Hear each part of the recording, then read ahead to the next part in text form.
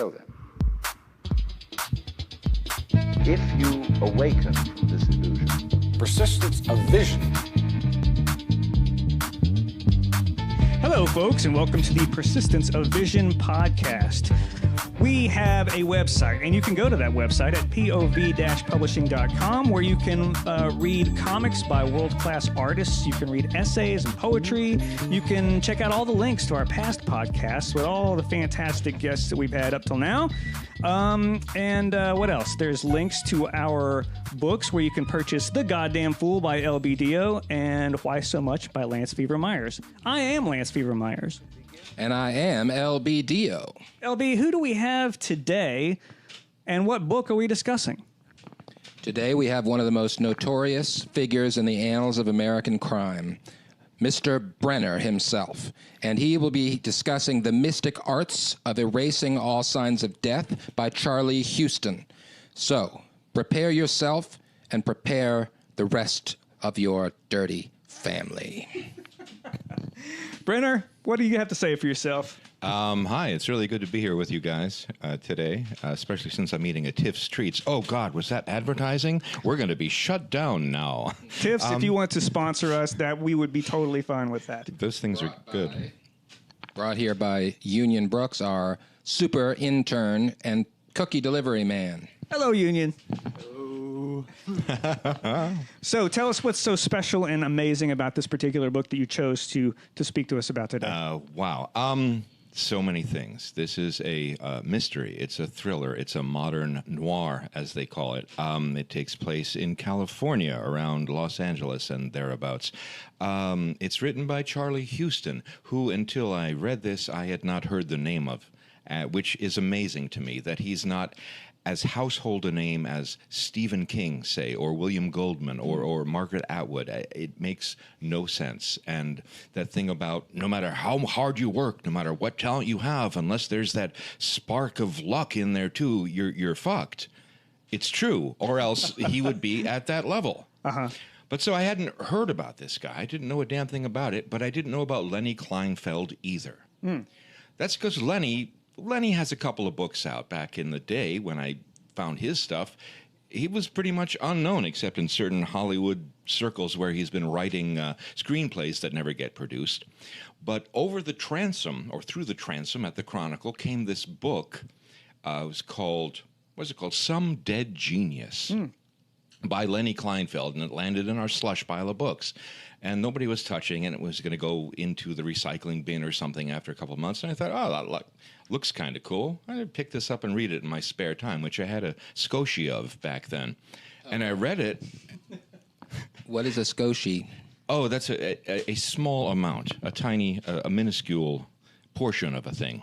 Thank you. Yeah, Scotia, or Skosh, maybe you say it. And speaking of Stephen King, I think some of his characters use it, although that's not where I picked it up. God damn it.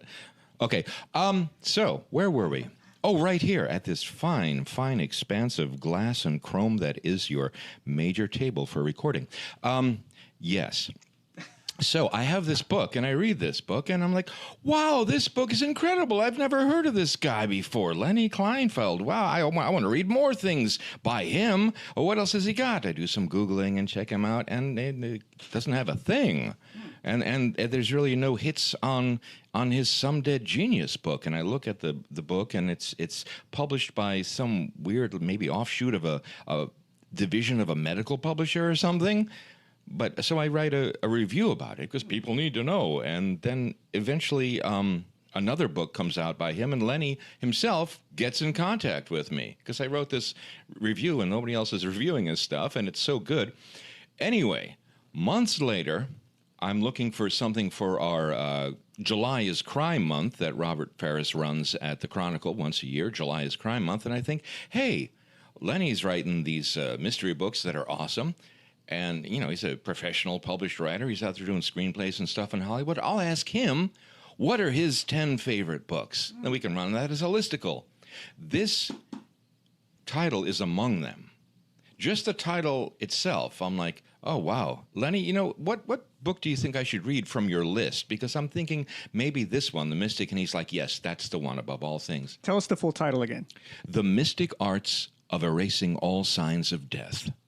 It is quite cryptic and quite alluring. It is. It also has that throwback to when you're a kid and you're reading Doctor Strange for the first time, the master of the mystic arts. And I thought, oh, mystic arts of all signs of death. It also sounds like a very beloved pamphlet that you yourself wrote, Brenner. Oh, yes, an instructional thing. Yeah, it does kind of sound Tell like us that title, please. Oh, God, 5 simple steps to greater joy in this world of sorrow. Beautiful. Thank you. But so, and as weird as the title sounds, it's exactly descriptive and not even more than that on some level, because it's about when there's a homicide or something, when somebody is killed, or not even by murder, when somebody dies in ways that splatter bodily fluids or destructions in the scene. The CSI people come and they check that out. Is it a homicide? Is it an accident? Whatever. And then they leave. There's still a mess. Who cleans that shit up? Well, there are teams. There are professional teams that do that. And sometimes they're ragtag operations. And sometimes they're in direct competition over the turf of who gets to clean up the homicide here. That's where this starts. Right. It's so odd, so off. It's like the gang fight in Anchorman or something. It's like cleaning crews fighting over turf. It's like a really interesting and weird spin on the whole thing. It's also a little like the old days in New York, in the days of gangs of New York, when the fire department was a private organization and there would be other fire departments, and they would actually duke it out, physically punch it out at the scene of a fire, and sometimes the building would burn before it was decided who was going to get the paycheck for stopping the fire. Oh, that stuff is great. But yeah, so you mentioned comic books, and Charlie Huston is actually a comic book writer as well, right? Yeah, besides all the novels he's written, a couple of which are at least on this level, which is scary to say, and the other ones, they're maybe a little bit less, which is also to say better than 95% of the stuff you're ever going to read anyway. He's also written Ultimates. He's written a Wolverine graphic novel. Wolverines. And those are amazing, too. Right. Moon Knight, I think, a reboot of Moon Knight or something like that. Exactly. Yeah. So, but which I think when I read that, it made perfect sense, because reading this book, it did have a little bit of a comic booky feel in that it was offbeat. There was a lot of the narrative is coming from the dialogue, which. Maybe talk a little bit about that, because I found that to be, I mean, that's always fun and interesting when an author can craft a narrative from just what is being said. Like what is it? Show, don't tell, or whatever it is. It's exactly. Right. Exactly. But I felt like this one was actually much more so the case than what you get a lot of times with a first-person narrative. Oh, absolutely, and that's true of all his books. The blurb on the back here from the New York Times, among the other blurbs, says, "Huston writes dialogue so combustible it could fuel a bus and characters crazy enough to take it on the road," which I guess is clever, but it's kind of accurate too, because it is. It's not just combustible. It's exact, and it's exact for every person. It's not just somebody like. Okay, sometimes I will just put in a or a something like that when I'm writing dialogue, and it's cheap and it's easy. He never does a cheap, easy thing. He has people speaking like people speak. And all people are different, and all people talk differently, and he fucking nails it every time. Oh, it's... Yeah, why don't you read an excerpt for us? All right, and this is not even people talking. This is just the interior monologue of the main character. And even itself is, well, you'll see.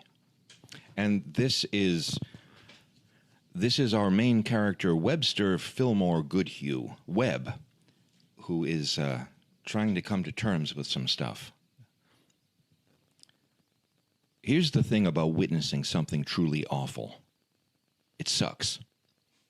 Here's the thing about witnessing a small child being shot in the side of her face and having most of the rest of her face smeared on your clothes and covering her body with yours because some part of your brain has registered the fact that she's been hit by a bullet, and you suddenly find out that you are more than willing to have the next bullet hit and kill you if it means that she'll not be harmed any further. The thing about that is that it hurts when the next bullet doesn't come. You end up thinking about it a lot. When you're not thinking about that second bullet, the one you knew might come and therefore could do something about, you are actually, in point of fact, still thinking about it. You don't really think about anything else. Some of your brain, in order to keep you focused on things it needs you to do, like breathing and eating and such, builds little facades to place over the surface of the world. Perfectly detailed overlays that mimic the world you lived in before you had little girl face on your clothes.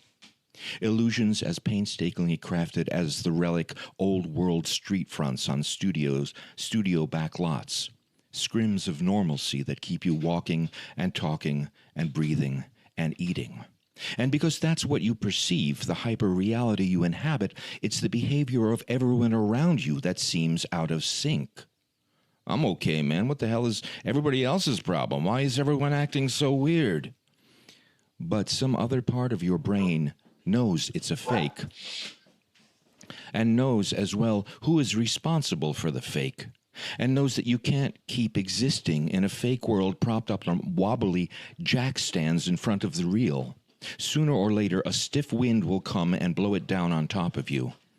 That part of the brain sends out messages, bits of code meant to remind you of what's behind the sets, scrawled missives. Don't get comfortable. This all has to come down someday. Don't open that door. There's nothing behind it. The gap between those two parts of the brain is dark and deep, narrow, but wide enough by some inches to fall into and be lost. But you're not thinking about any of that. The two worlds you're walking in are just background to one thing, one thought carved into endless variation.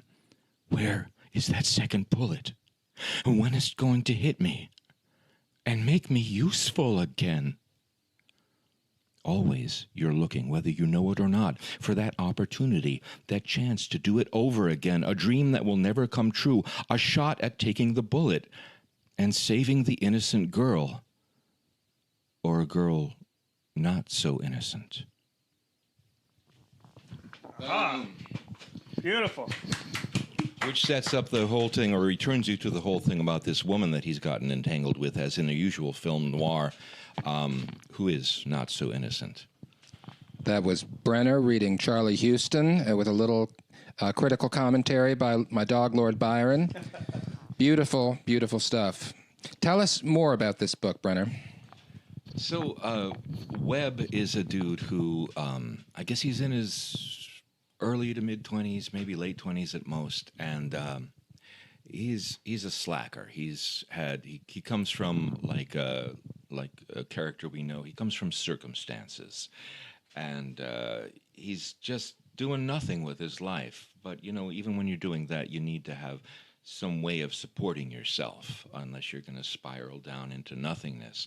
And so he gets hooked up with, is it his brother, is it a cousin, is it a friend? It's somebody, maybe it's a high school friend, who runs one of these cleaning organizations that clean the homicide things.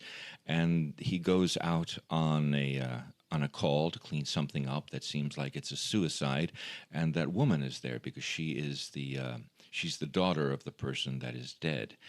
And then after the team has cleaned all that, he goes back and she calls him because there was like a bit of a spark between them. But like with all femme fatales and most film noirs, is that an innocent, hey, let's hook up, or is something deeper going on with a whole bunch of bullshit that's been buried for years and has to do with oddly enough, shipments of almonds internationally and human trafficking. It's just, wow. So you mentioned, well, we talked a little bit about comic books and film noir, and then we heard a sample that is very, very dark and very emotionally brutal in many ways. But when you talk about violence, and there's a lot of gritty violence, and I mean he reads Fangoria magazine for crying out loud, and talks very in depth about like what he's reading and what the pictures show. But the violence is sort of offset a little bit by the tone. And I want to talk a little bit about like what it means to have violence in a very real sense, and violence when it's in the context of noir. Mm-hmm. It's different. It's a different feeling. It's sort of like the way when you talk about murder in one sense, it's just almost unspeakable. When you talk about it in the sense of like a whodunit, it takes on a fun element, right? I mean, I think there is a little bit of like cartoonishness to the way violence gets portrayed in a noir film or a noir book, as the case may be. I find myself, it's rather unnerving, but on the exact opposite side of you at is this that right? point. Yeah. Okay. One of the things I like about noir is that, to me, it takes away the cartoonishness. Maybe a different kind of cartoonishness where it overemphasizes the seriousness and the consequences. But like you see action movies and stuff, and people are getting shot and killed left and right, and it's like, yeah, whatever, it's just a prop. Whereas here, when somebody gets killed, it has what's the word? Consequences. There's a word I'm searching for. R starts with an R. Ramifications. It has ramifications all through a person's all through a person's sense and their psyche, and if it's done right, it simultaneously has those ramifications through the rest of the plot. Okay. When they say, "Oh, it's gritty," noir is gritty. Yeah, to me, grit means real, and cartoony means Teflon and just gliding over the surface. I see. Okay. Yeah. I don't know. I think what the point I was trying to get to is the sort of I feel like noir almost has a cartooniness to it in that it's become such a there's tropes in that we all come to expect and we all come to know, and in some ways that can be a salve. Yes. To like to what you say is the grittiness, or okay. Does that make sense? That yes, and that I agree with completely. Yeah, Okay. yeah. It's like you have a. It's almost like when a dog wears one of those thunder shirts because of a storm. You're feeling comforted by the stricture almost of the plot or of the tropes that are known in noir. Yes, there's a sense that the violence may be very disturbing and very powerful, but at the same time, it is so integral that if it were not there, you wouldn't be thinking, "Oh, thank goodness." Right? Even if the violence were removed from this book, you wouldn't say, "Oh, that's a much better book," because there's no violence and there's no sadness. No. On the contrary, the strength of the book comes from this darkness and the exploration of the darkness and the exploration, as you said, of the effects that this violence has on real people.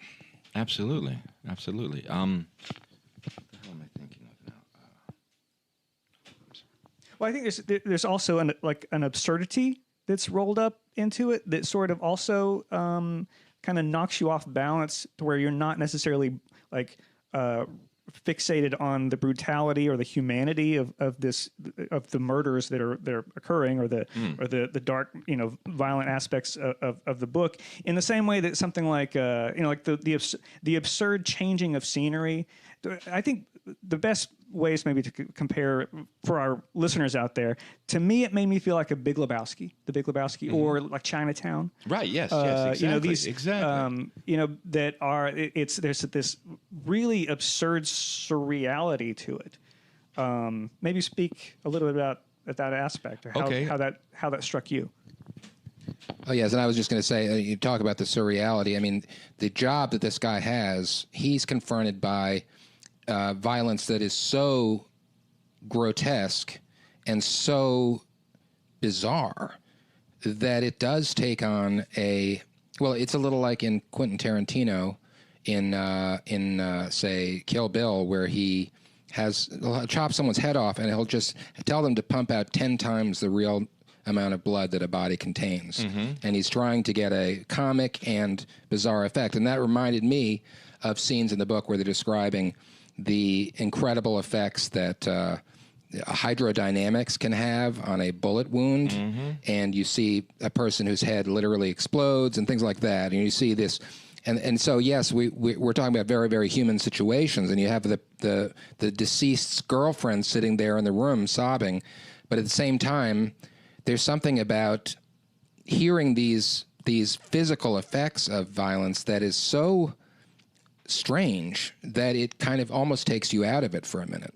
Oh, sure, absolutely. I think it's one of the things that the grit and the realness that's required by noir is because often the plots and sometimes just the circumstances around the plots will seem absurd because it usually doesn't happen. But we all know from our lives how they say, well, I couldn't write that in a novel. No one would believe it. Of course they wouldn't. And yet things like that happen all the time. Yeah. So if you're going to write that, if you're going to write a dull, boring thing that happens to everybody, you could do it in a fakey way and people would still say, well, of course that happened. But if it's something that's bizarre and unusual, even though it happens, you have to give it like extra reality. You have to get into the details to nail it down. Right. To keep it from floating off into cloud cuckoo land. Well, so what about the setting here? I mean, when you consider the fact that it's L.A., right? And that adds to the idea of like the similarity to the Big Lebowski or Chinatown or something like that. There's something about L.A. There's something about that in noir, in the context of noir. What is it about the setting? Talk to us about how that flavors the novel. Well, it's a big city, and it's a big sprawling city. So there's that you can have all sorts of levels of complexity going on, just from a tactical level, where things might happen, how things might be interrelated, and how a whole bunch of shit might be going on over here that doesn't seem to be connected to a whole bunch of shit going on over in this other place, and yet it is, and it comes as something of a surprise. Also, the idea of instead of New York or Chicago, it's L.A., hey, land of sunshine. Right. So anything you do dark is going to be a beautiful juxtaposition. Right. And now I'm blocked. City of broken dreams, maybe. There's some like bitterness in being surrounded by a certain Disneyland-ish kind of mentalities. And, right. I've read this thing, I think it's been like 7 or 8 years ago now. So I'm not maybe remembering exactly, but I think also the protagonist, Webb's father, was part of that whole thing. A script doctor? Right. And his dreams were broken, and now Webb has to deal with his dad being really a pissant bastard of a father, partly because his dreams were crushed. So there's that too, that whole thing of what L.A. does to everybody. Sure. Which, just as an aside, I can't imagine it being what L.A. does to people or what Hollywood does to people being ever covered better than Lynch's Mulholland Drive. Oh, right. Jesus God, that movie, if we're talking about movies. Oh, also, in case he's listening, because somebody might listen, Zack Snyder, is that the guy who did Watchmen? Come at me, Zack Snyder. You fucked it up. Okay, because of what we're talking about. Because Watchmen, the novel by Alan Moore, and he writes out the scripts line by line almost. Look, Dave Gibbons, you got to draw this right here in this panel right now, and then do this and this. So it wasn't just by chance ever, or the brilliance of collaboration. It was more, and he didn't shy away from showing violence and gore and blood in that novel. And then Snyder takes this thing to do it to the big screen, and on the one hand, he's almost slavishly devoted to reproducing panel by panel by panel. Bless him, that's great. The only time, it seems to me, except for the no cosmic squid at the end, thank God, that he deviates is when he shows extra violence and extra gore gratuitously that is unnecessary because that's what gratuitous means, but that was never anywhere in the novel, and it's beyond gratuitous, it's beyond unnecessary. It ruined so many moments and things. Instead of let's linger here and see how things settle in the characters or settle in just the film itself, let's squirt some more blood in their face. Are you trolling our listeners? I might be, but as Tim Doyle would say, fight me. All right. Speaking of other works and maybe even comparing using this as a branching off, I've heard his work, Charlie Houston that is, be compared to William Burroughs. Okay, yes. Well, I think you even mentioned Stephen King. But for my own taste, as I was reading it, what I was being brought back to time and again felt Murakami. Oh, wow. Like Hard-Boiled Wonderland and the End of the World, or just recently read Near Dark. And I feel like that, of course, they're both working in the same sort of genre with the noir and the I guess it's the plot structure, but it's also the language. It's the attitude of the characters, all wrapped up, right? Are you? No, I read a couple of short stories, and he did. Is it Sputnik Satellite Sweetheart? Yeah, Sputnik Sweetheart. That sounds familiar. Well, I think his most famous work is Wind Up Bird Chronicles. Okay, yeah. But yeah. Well, if you haven't read any Murakami, he's I think right up your alley. Right. Thomas Pynchon as well too. I feel like there's a little Thomas Pynchon wrapped up in there. Oh, absolutely, especially in light of what was Inherent Vice. Okay. Yeah, which is kind of another take on L.A. and all that stuff. Right. As the 60s are slipping into the 70s. So tell us about why this book grabbed you as opposed to the person that you're not or someone else. And how did you get hooked into this book besides the fact that it's a great book? I was hooked into the book by the craft of the author. Here's a dude who the protagonist, Webb. Here's Webb, who is kind of drifting and aimless. And I remember when I was younger and drifting and aimless, so that grabbed me right there, which you can do in a cheap way and nobody cares. But when you do it as vividly and what I would say accurately as Houston does, you can't look away because you have that empathy. And even if it wasn't something that I could identify with on some level, he could be writing about, a fork sitting on a kitchen table that has no personality and no motive or anything, but just the way he describes it, I can't look away. He's that good of a wordsmith.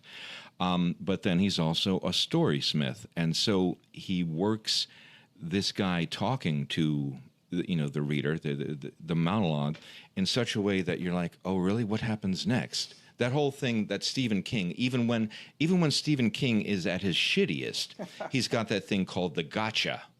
You read along to a certain point, it's like, oh my God, he's got me. What happens next? Oh, I don't care about these characters. In fact, this is shitty writing, and these characters are cardboard. But what happens next? What happens? Right. And then every now and then, King turns out something that's worthy of a better writer than he usually is, and then that's how he becomes Stephen King. You really hit on something there that I've been actually talking a lot with LB about lately, and it's that idea that and I'm not necessarily saying that Charlie's this way, Charlie Houston's this way, but that there are writers out there who know how to craft a story that don't necessarily bother with, or they're maybe not capable of, poetic language. And the idea of like a novel that is really, really poetically, beautifully written versus a novel where the prose is clumsy and uncomfortable and ugly, and yet it's like what you say. You get to the end of the chapter and you cannot put it down. You have to know what happens in the next, and it just draws you through the novel. Exactly. And I'd almost rather, or it's just maybe not rather, but it's easier to get through novels like that, where you're just like really eager to see what happens, and it's all about crafting an interesting arc. Mm-hmm. Tell me, how do you feel about those two? I agree completely, and that is why, to answer LB's question even, this is such a powerful book for me because, and several of his other novels, he bridges that gap. He bridges that gap. He could be writing a literary novel about a white middle-aged academic who falls in love with one of his students, and I would give a shit only because it's Charlie Houston writing it.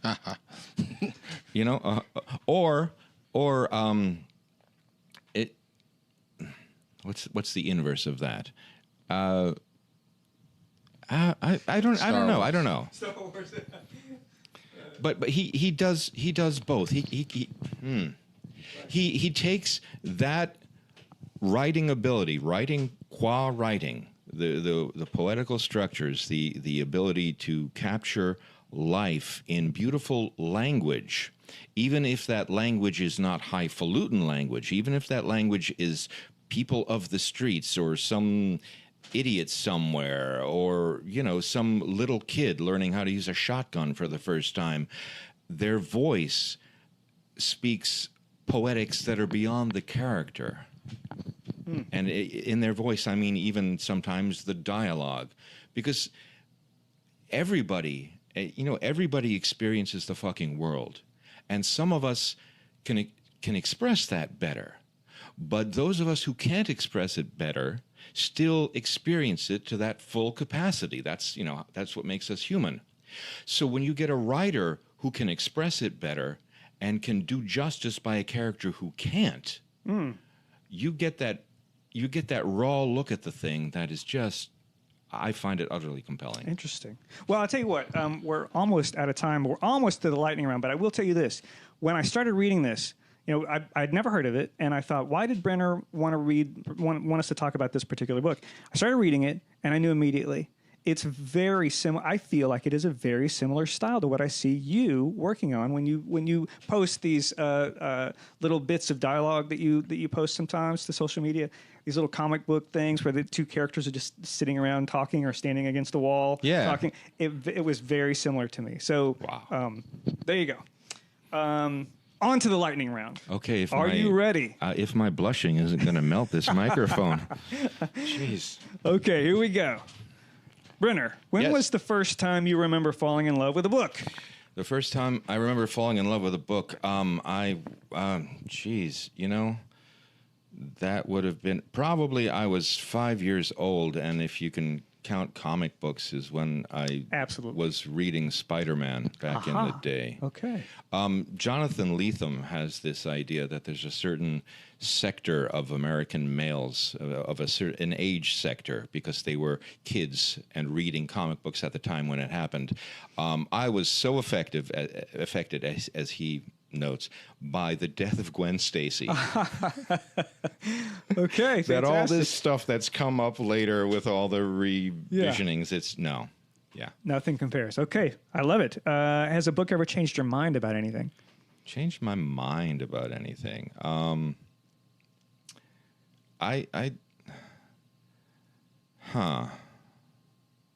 Maybe it changed.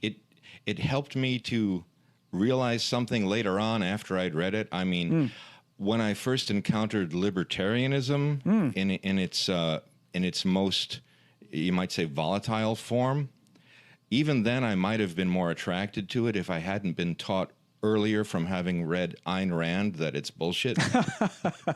Okay, sure, fair enough. Has a book ever changed your life? Yeah, lots of books have. There have been times in my life, I think, where I don't know. This thing. Oh, this book saved my life. I would have killed myself if not for this book. On some level, that's true. A couple of times.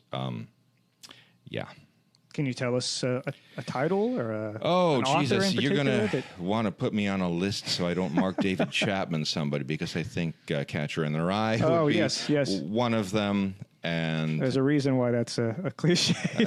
yes, there is, and all the rest of Salinger. Sure.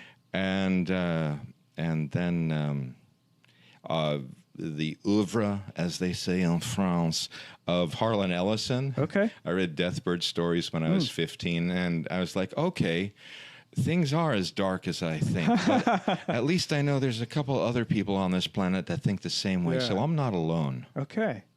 That's a great thing to feel from a book, that I'm not alone. Has a book ever made you cry? Oh, hell yeah. Even one now that I would probably think is banal and ridiculous, but Rascal, about that raccoon. Rascal by Sterling North. Boy, it's kind of like the old Yeller of raccoon stories. Okay. I love it. Have you read a book more than once? This is a thing between my wife and I, actually, between my wife and me, actually, that she will reread the fuck out of books and rewatch movies over and over again. And I you don't do it? Not with very few exceptions. So the answer to that is yes, but only 2 books. I reread We Have Always Lived in the Castle by Shirley Jackson. Okay. And I reread Engine Summer by John Crowley. Wow. And those are probably my two favorite books. Okay. They're making a TV show of the castle. They made that movie already. That boat has sailed, and it has been deemed unworthy. I'm not going to watch it. Well, this brings us to our final question of the lightning round, the big $1 million question. Do you have any poetry committed to memory? And no is a perfectly valid answer. I do, but I had a lot more committed to memory. It's not really committed. It's that I can't get it out of my head. I know that when E.E. Cummings, you know E.E. Cummings. Oh yes. Yeah. Well, when he was like 4 or 5 years old, he wrote his first poem. His mom told him this later on, or whatever, or maybe he had a scrap of paper from when he scrawled on it at that age, something about looking out the window and seeing a sparrow or whatever, and he wrote, "See the birdie go, go, go with its little toe, toe, toe." And that's what I remember. But I used to have committed to memory, being Brenner, of course, Sylvia Plath's Lady Lazarus. Aha, wow. What I didn't know is that another writer in town, Brett Holloway Reeves, he's been married and divorced, and I think it's just Brett Reeves. Okay. Man with an eye patch. Maybe you know him? The eye patch would give it away if you did. Yes, and oddly enough, like the Red Ryder BB gun, I think it was his brother or a childhood friend shot his eye out with one of those. Jeez. Yeah, but anyway, Brett and I were a little tipsy, more than a little tipsy, at a party being held by here's a professional writer these days, Kelly Sue DeConnick, when she used to live and be a theater person in this town, and for some reason, we both discovered that we knew Lady Lazarus, and so we stood there in the middle of Kelly's living room, drunk off our asses, both declaiming the whole of Lady Lazarus. Beautiful. And then I backed up and I knocked over her stereo, and it fell down and it broke. I don't know. She never asked me for any money, but oh God, yeah. I love it. That's one of the best answers I've had to that question. So thank you for coming. We really appreciate you being here. It's been wonderful. All too quick, too suddenly over. It's embarrassing talking this much. Thank you so much. This is really an honor. Well, Wayne Allen Brenner, folks. Brenner. We love him. We love you, ladies and gentlemen. We admire you, not only for what you have done, but for what you haven't done. We thank you for that. We thank Union Brooks, our super intern, for the cookies and for his excellence. We thank Brenner once more for his superiority, and I thank Lance Fever Myers for being my partner in crime on this little adventure. Thank you, LVDO. No, that's really nothing, thanks. You're embarrassing me. And good night.